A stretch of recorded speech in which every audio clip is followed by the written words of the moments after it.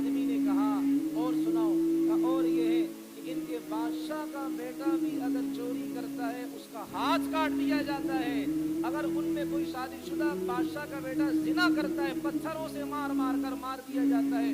कानून इनके यहाँ इतना जबरदस्त है, काले गोरे की कोई तमीज नहीं, अमीर गरीब की कोई तमीज नहीं, मौलवी साहब गैर मौलवी साहब की कोई तमीज नहीं, प्राइम मिनिस्टर और गैर प्राइम मिनिस्टर की कोई तमीज नहीं।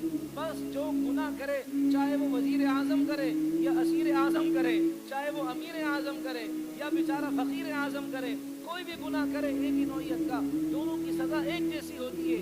ये नहीं अमीर गुनाह करे उसको तो जेल में ले जाओ, वो ऐसी वाली जेल के अंदर उसको रखो और मुसल्लम उसके लिए आ रहे हैं, गरीब जाए तो उसके लिए ऐसी जेल वो इंतखाब किया जाए कि जहाँ का बाथरूम इतना गलीज और गंदा होता है, और जहाँ का कमरा इतना गलीज और ताफुनदार बदबूदार होता है, ऐसा कोई मामला नहीं। जब उसने ये सुना तो उसने कहा कि भाई अगर ये मोहम्मद अरबी अलैहिस्सलातु वस्सलाम के दीवाने इस तरह हैं तो मेरे लिए ज़मीन का पेट ज़मीन के ऊपर से बेहतर है, यानी मैं मर जाऊं ये बेहतर है मेरे लिए, हम इनसे जीत नहीं सकते। और ऐसा ही हुआ। खालिद इब्न वलीद रज़ी अल्लाह अन्हु की फौजें जब अजनादैन के मकाम पर आईं और जब मुसलमानों ने उनका मुकाबला किया, अल्लाह तबारक व तआला ने मुसलमानों को फतह अता फरमाई और दुश्मन शिकस्त खुर्दा हो गया। लेकिन खालिद इब्न वलीद यहाँ ठहरे नहीं, अब यरमुक की तरफ रवाना हुए, यरमुक की तरफ जाना है। अब यरमुक की तरफ निकले। मैंने कहा कि 7,000 3 या 21,000 हज़रत शुरहबील इब्न हसना रज़ी अल्लाह अन्हु उनके पास जो फौज थी 6,000 वो, और 9,000 हजरत खालिद इब्न वलीद के पास, तकरीबन ये 36,000 मुसलमानों की टोटल फौज बनती है मुल्क शाम की। और हिरकल ने जो फौज जमा की थी मुसलमानों के लिए 2,20,000, 36,000 का मुकाबला का 2,20,000 के मुकाबले में, लेकिन मुसलमान सर पर कफन बांध कर निकले भाई। अब खालिद इब्न वलीद रज़ी अल्लाह अन्हु ने ये फरमाया, बजाय इसके कि मुसलमान अलग अलग टुकड़ियों में बटे, अलग अलग लड़े, अभी हमें तब्दील करना चाहिए जंग का क्या है पस मंजर और जंग की हैत और जंगी नक्शा हमें तब्दील करना चाहिए, बल्कि हमने अब क्या है इकट्ठा होकर लड़ना है, सारी फौजें इकट्ठी हो जाए। मुसलमानों ने भी ये कहा, बाकी खालिद इब्न वलीद आपकी बात दुरुस्त है, हमें इकट्ठा होकर लड़ना चाहिए। हिरकल को पता चला, उसने भी सारी फौजों को इकट्ठा कर दिया कि मुसलमानों के खिलाफ इकट्ठे होकर लड़ेंगे। अब ये यरमुक के इलाके में पहुंचे। यरमुक में 2 लड़ाइयाँ हुई, ये जंग अव्वल में, जंग 2 बाद में इसका जिक्र किया जाएगा। यरमुक के इलाके में पहुंचे, ये शाम के अंदर है। जब उस इलाके में ये पहुंचे, अब खालिद इब्न वलीद रज़ी अल्लाह ने देखा कि 2 सहाबा की एक जमात अलग है, लश्कर 2 का एक है, अलग है। तो खालिद इब्न वलीद ने वहाँ अल्लाह की तारीफ की और रसूल पाक अलैहिस्सलाम पर दुरूद पाक का नजराना पेश किया, और फिर उन्होंने फरमाया कि देखें बेहतर ये कि हम मुसलमान इकट्ठे होकर लड़ें, अलग अलग न लड़ें। आज का दिन है, यरमुक की अभी जंग छिड़ने वाली है, आज का दिन ऐसा दिन है, इस जंग पर आगे के दिन क्या डिपेंड करते हैं, यानी आज का दिन ये बाकी आइंदा की तारीख रकम करने वाला है। अगर आज हम फतह से हम कनार हो गए तो ये रूमी पसपा होते जाएंगे, यहाँ तक कि हम इनकी बनाई हुई खंदकों के अंदर इनको डाल देंगे, गढ़ों के अंदर इनको डाल देंगे। लेकिन अगर आज हमने शिकस्त खा ली तो फिर क्या है, आगे भी हमारे लिए ऐसा ना हो कि शिकस्त के दरवाजे खुल ना जाए। लिहाजा आज के दिन हमें जमा मर्दी से लड़ना है, चफाकशी से लड़ना है। आज अगर हमने शिकस्त नहीं खाई, हमने फतह हासिल कर ली, तो देखना है मुसलमानों, रूम के दरवाजे अल्लाह फुतूहात के हमारे लिए खोल देगा। इससे एक सबक क्या मिला, आज अगर ये सुप्रीम कोर्ट का फैसला हो गया मस्जिद के गिराने का और उस पर अमल हो गया, खुदा की कसम पाकिस्तान की कोई मस्जिद नहीं बचेगी। आज का फैसला अगर हो गया, खालिद इब्न वलीद भी यही फरमा रहे हैं रज़ी अल्लाह अन्हु, आज का फैसला अगर हो गया हमारी फतह का, फिर कोई हमें रोक नहीं सकता। दुनिया अल्लाह हमारे कब्जे में डालेंगे, अल्लाह तबारक व तआला की फजल से हमारे कदमों के नीचे दुनिया की सरजमीन आएगी। आज अगर हम इकट्ठे होकर इत्तेफाक से लड़े, इख्तिलाफ नहीं हो। यहाँ तो मुसीबत ये है, काना फूसियां करते हैं, अरे जी वहां जाने से क्या होगा, यहाँ बैठकर दुआएं करो, वहां जाने से क्या होगा। अरे अल्लाह ताला ने हुक्म दिया है, अल्लाह ने हुक्म दिया है, मस्जिदों को आबाद करो।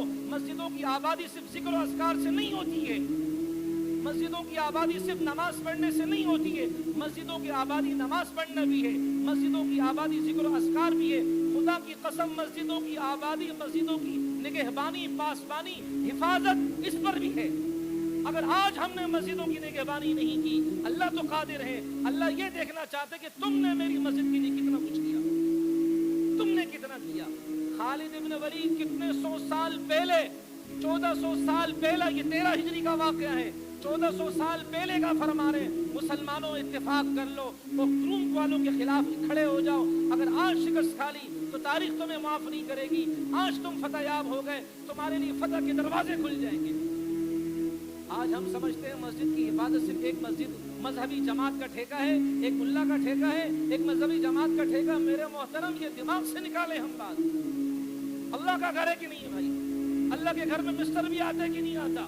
اللہ کے گھر میں ملا بھی آتا ہے، مسٹر بھی آتا ہے۔ اللہ کا گھر سب کے ذمے ہے۔ میرے محترم میں آپ کے سامنے ہاتھ جوڑتا ہوں، یہ کوئی سیاسی کارڈ کھیلنا نہیں، اللہ کا گھر ہے، یہ آپ کے ذمے ہے یہ کہ آپ سب کے سب مجھ سمیت نماز کے بعد احتجاج پرامن اپنا ریکارڈ کروائیں۔ مسجدوں کی آبادی کرنے والے بھائی بھی جو مذہب سے تعلق رکھتے ہیں، مذہب سے زیادہ دلچسپی ہے وہ بھی، اور جو زیادہ تر دنیا کے اعتبار سے وہ بھی، اللہ کا گھر ہے، اللہ کا گھر سب کے لیے برابر ہے بھائی۔ اب تو یہ عملی میدان آیا، اب کرنے کا وقت آیا، دیکھتے کون جاتا ہے بھائی۔ خدا کی قسم اگر میرے قدم آپ کے قدم لگ گئے اور یہ کورٹ کا فیصلہ واپس ہو گیا، اللہ کی قسم صدقہ جاریہ کا اکاؤنٹ کھل جائے گا۔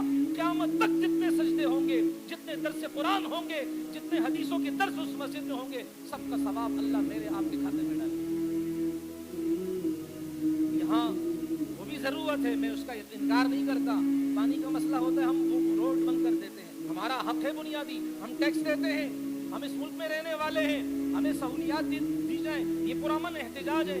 جب اتنے چیز کے لیے ہم جانے کو ایگری ہیں، اللہ کا گھر تو پانی کے نزدیک، اللہ پانی کی اللہ کے ہاں، اللہ کے گھر کے ہاں اس کی کیا حیثیت ہے؟ پانی والا اللہ جس کا گھر محفوظ نہ ہو، پانی سے کیا کرے گی بھائی؟ اس لیے میرا محترم عزیزو، آج پہلے کبھی میں نے اتنا تگڑا، اتنا سخت مطالبہ نہیں کیا، آج کر رہا ہوں۔ اللہ کا گھر ہے، میں نہیں چاہتا، میری بالکل آپ سے یہ درخواست نہیں، آپ کسی سیاسی جماعت کے ساتھ نہیں ہوتا ہو، لیکن اللہ کا گھر ہے، یہ ایک JUI کا اس کے ذمہ یہ فرض نہیں ہے، صرف علماء کے ذمہ نہیں ہے بھائی، صرف ٹوپی اور داڑھی اور پگڑی والے کے ذمہ نہیں ہے، ہر مسلمان کے ذمہ ہے، چاہے وہ بابو ہو، چاہے وہ مسٹر ہو۔ خدا کی قسم ہم ان کے قدموں میں اپنی پگڑیاں رکھنے کو فخر محسوس کرتے ہیں، ہمارے بھائی ہیں، ہماری جان ہے، ہمارے ملک کے باسی ہیں، ہمارے مسلمان بھائی ہیں وہ۔ لیکن آج ان سے بھی درخواست ہے، اللہ کے واسطے اپنے کاروباری مصروفیات کو آگے پیچھے کر کے کاروبار ہوتا رہے گا۔ جس دن جسم سے جان نکل گئی، سوکھ کر لکڑی کی طرح ہو گئے، اس دن بھی تو کاروبار چلانے والے ہماری اولادیں پیچھے ہوں گی کہ نہیں ہوں گی؟ ہمارا سیٹ کسی نئے مزدور کو بھرتی کر لے گا، 1-2 گھنٹے سے کچھ نہیں ہوتا، لیکن خدا کی قسم آخرت کا بہت کچھ ہوگا ہمارا آپ کا انشاءاللہ۔ اس لیے آپ بھائیوں سے درخواست ہے، وقت نکالیں، تھوڑی دیر کے لیے جائیں، آدھے گھنٹے کے لیے جائیں، واپس آ جائیں، کوئی مسئلہ نہیں۔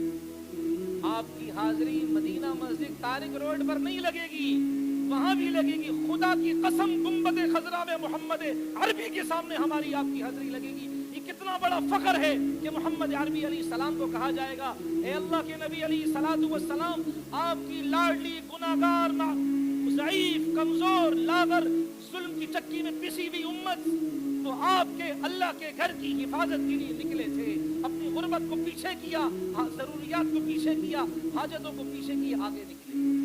اس لیے خدا کے لیے ایسا ماحول نہ بنائے ہم کہ ہم یہ کہیں کہ جی خواہ مخواہ وہاں جا رہے ہیں۔ یہ پاگل ہے مفتی تقی عثمانی صاحب، اتنا بڑا انسان جسے حرمین شریفین کے ائمہ ان کو ویلکم کہیں، ان کے لیے اپنے راہوں میں پلکیں بچھائیں، ان کے لیے وہ کہہ رہے ہیں کہ بھائی اب اس کی ایک اینٹ بھی گرنے نہیں دیں گے، ہم پرامن احتجاج کریں گے، تو میں آپ کی کیا حیثیت ہے؟ ماں و شما چیز میں وہ آپ کیا چیز جائیں گے بھائی؟